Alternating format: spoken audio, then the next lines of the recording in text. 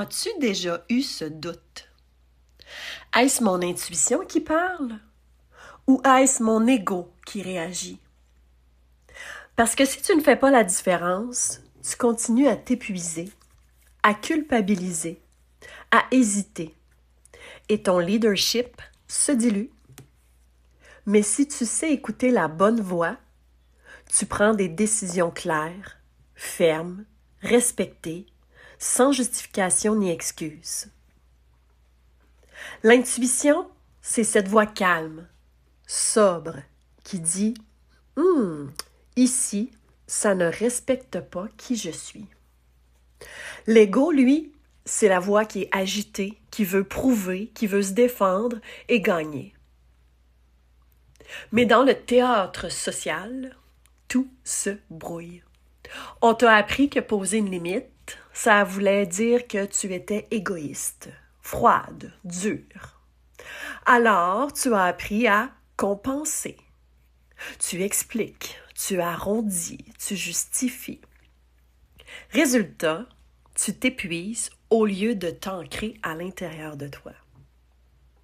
Mais une vraie limite, elle n'a pas besoin d'être suivie d'un roman.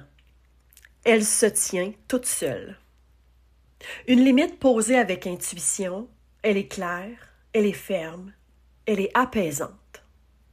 Une limite posée avec l'ego, elle est bruyante, chargée, toujours en train d'essayer de convaincre l'autre. Et cette différence, tu la ressens immédiatement dans ton corps.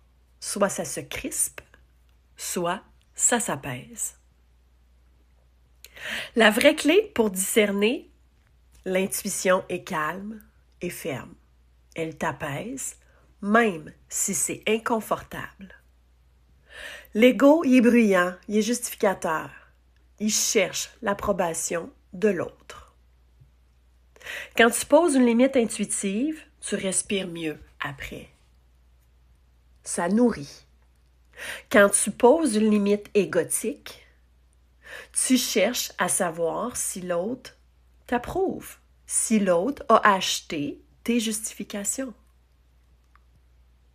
3 repères simples pour discerner et poser une limite sans culpabilité. Teste ton corps. Si ton corps est crispé, qui est sous tension, c'est l'ego qui parle. Si tu sens un relâchement après l'avoir posé, même un regain de confiance, à la limite même de la joie, c'est l'intuition. Deuxième repère, la règle des 10 mots. Bon, plus ou moins. Une limite intuitive se dit en plus ou moins 10 mots. Exemple, je ne suis pas disponible. Pas besoin de justification. Troisième repère, le miroir d'intégrité. Demande-toi, est-ce que cette limite respecte mon intégrité et la liberté de l'autre? Si oui, c'est qu'elle est juste. Sinon, c'est que c'est ton ego qui parle et qui risque d'être accusateur envers l'autre. Imagine, tu poses ta limite. Tu ne te sens pas coupable. Tu n'as plus besoin de te justifier. Et surtout, tu gardes ton énergie pour ce qui compte vraiment. Tes projets, des relations nourrissantes, ta mission de vie. Juste de la clarté. C'est ça l'intuition authentique, ton intégrité en action. Et ton leadership qui s'affirme sans bruit, mais avec autorité intérieure. L'intuition, elle protège ton espace. L'ego cherche à contrôler celui des autres. La différence entre les deux, c'est ta puissance relationnelle. Si tu dois convaincre, c'est l'ego. Si tu dis en peu de mots, tu restes droite, c'est l'intuition. Maintenant que tu sais reconnaître la vraie voix à l'intérieur, il reste une étape essentielle. Passer de l'écoute à l'action. Parce qu'une limite claire, c'est pas juste une théorie. C'est un geste concret. Et poser une limite, c'est aussi accepter de représenter une menace. celle qui met l'autre face à ses illusions et à ses contradictions.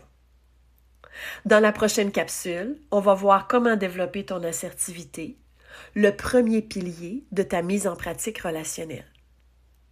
Pas pour écraser ou dominer, pas besoin de justifier, mais pour tracer un espace clair où ton énergie reste à toi. Si cette capsule t'a parlé et que tu aimerais aller plus loin, voici 3 gestes simples que tu peux faire. Laisse un commentaire sous cette vidéo pour me dire ce que tu retiens, ce qui a résonné en toi. Partage-la à une personne de ton entourage qui gagnerait à entendre ce message. Ou écris-moi en privé pour recevoir une fiche mémo exclusive, un petit condensé puissant pour t'aider à incarner ton leadership alchimiste au quotidien. Donc, ces 3 actions sont un premier pas concret pour transformer ce que tu viens d'entendre en pratique concrète. On se retrouve dans la prochaine capsule.